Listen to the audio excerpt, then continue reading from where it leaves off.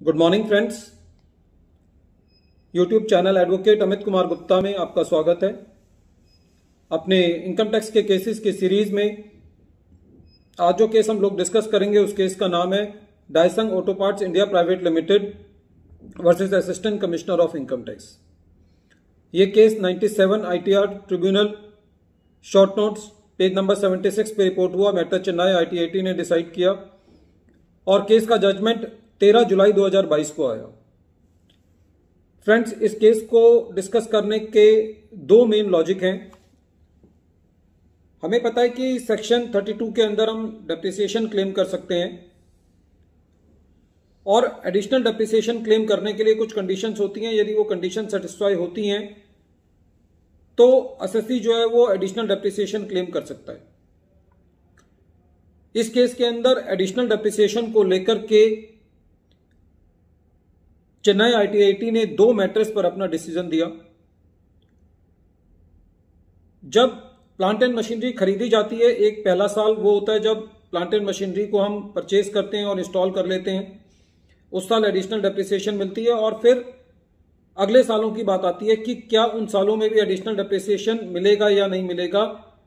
ये इस केस के अंदर मेन इशू इन्वॉल्व था। दूसरा इशू इस केस में ये इन्वॉल्व था कि असेसी को प्लांट एंड मशीनरी खरीदने पर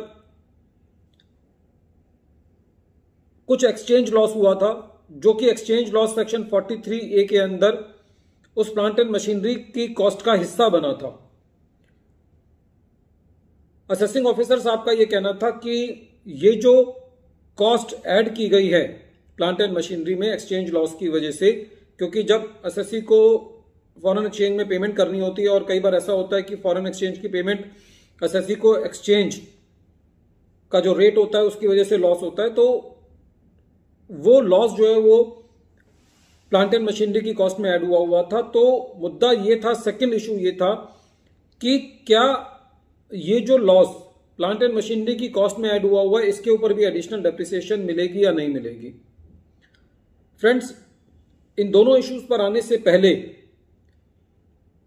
with due respect to the Chennai ITAT on the point which has been adjudicated in this case, मैं ये कहना चाहता हूं कि ये मेरा एक तजुर्बा रहा है कि जब भी डिपार्टमेंट कोई एक असेसी को बेनिफिट देना चाहता है, चाहे वो डिडक्शंस हैं, चाहे वो एग्जम्पशंस हैं या कोई एडिशनल डेप्रिसिएशन है, तो इतना संकीर्ण मानसिकता डिपार्टमेंट की हो जाती है कि वो बहुत छोटी छोटी चीजों को भी पकड़ने लगते हैं।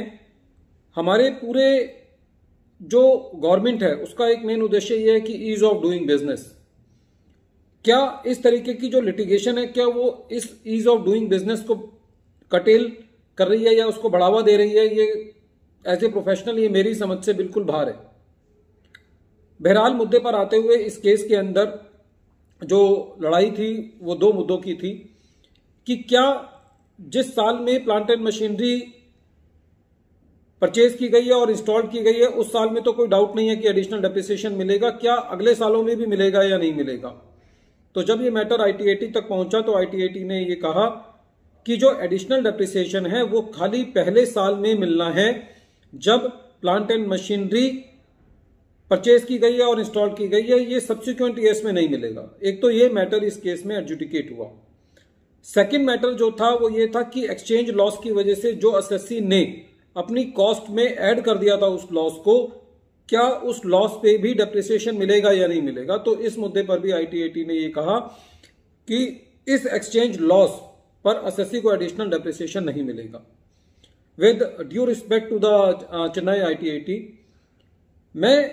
मेरे दिमाग में एक क्वेश्चन आता है कि एक असेसी किस तरीके से अपनी बुक्स ऑफ अकाउंट्स मेंटेन करे कि यदि उसने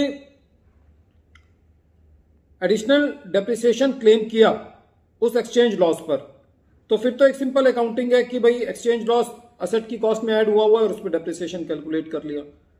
लेकिन यदि एक्सचेंज लॉस असेट की कॉस्ट में ऐड हुआ है और उस पर डेप्रिसिएशन नहीं कैलकुलेट करनी, तो किस तरीके से असेसिंग ऑफिसर ये असेसी को गाइड कर सकता है कि आप अपनी बुक्स ऑफ अकाउंट्स कैसे मेंटेन करें।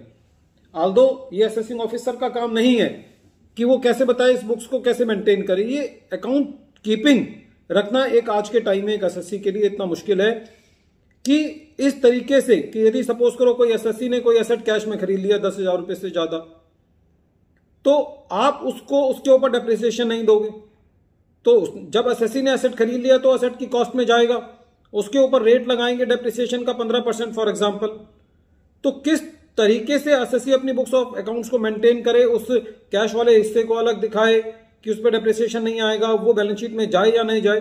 तो these type of practical difficulty should be taken care of when the legislature is made for these type of provisions that कि डेप्रिसिएशन कैश वाले एसेट्स पर अप्लाई नहीं होगा, एक्सचेंज लॉस पर additional depreciation नहीं मिलेगा, सब्सिक्वेंट ईयर्स में additional depreciation नहीं मिलेगा।